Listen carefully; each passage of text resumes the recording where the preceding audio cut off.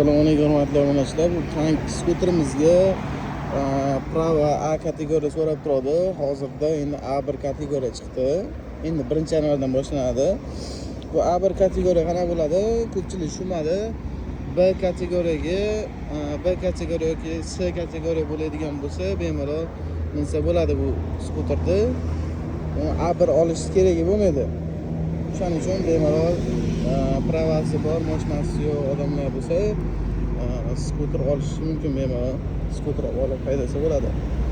Endi bu skuterimizni qulayligiga keladigan bo'lsa, oldida oynasi bo'ladi, bokovoyi, telefon podstavkasi bo'ladi, bunaqangi magnitofonlari bo'ladi, поворотнigi, signali, дальнеближнigi, farasi, zavod qilingan joyi, hudlari, kaltlari ikkitadan bo'ladi hammasiniki. Hozir bagajni ochib ko'rsataman. Bagaji ham ancha katta bo'ladi. Bagaj katta bo'ladi. Keyin poligi narsalar qo'shib beriladi. Rul zashniklari hamma yo'q bo'ladi.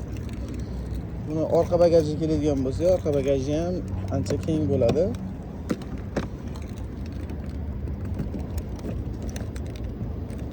Ko'rishlar mumkin. Orqa bagaji keng bo'ladi. Kaskasi ham oddiy kaska bo'lmaydi.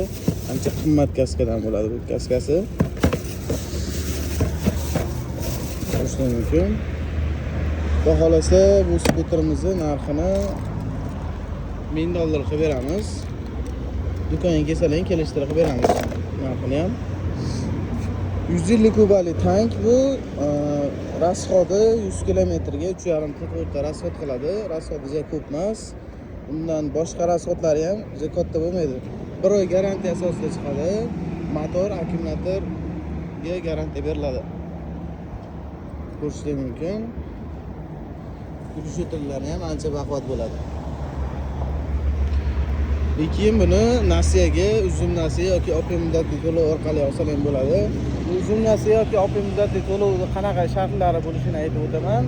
Uzum nasiyada kartada pullaylangan bo'lishi kerak bo'ladi. OPM muddatli to'lovda rasmiy ishchi talab qilinadi. Shundan limit olsalar ham bemalol rasmiylashtirib beramiz. Keyin buni onlayn rasmiylashtirib ham beraveramiz. Ya'ni shu frontda viloyatda bo'lsalar onlayn rasmiylashtirib do'konga kelib o'tirishning shart emas, rasmiylashtirib dastavka qilib beramiz yoki xohlasangiz kelib olib ketsalar ham bo'ladi.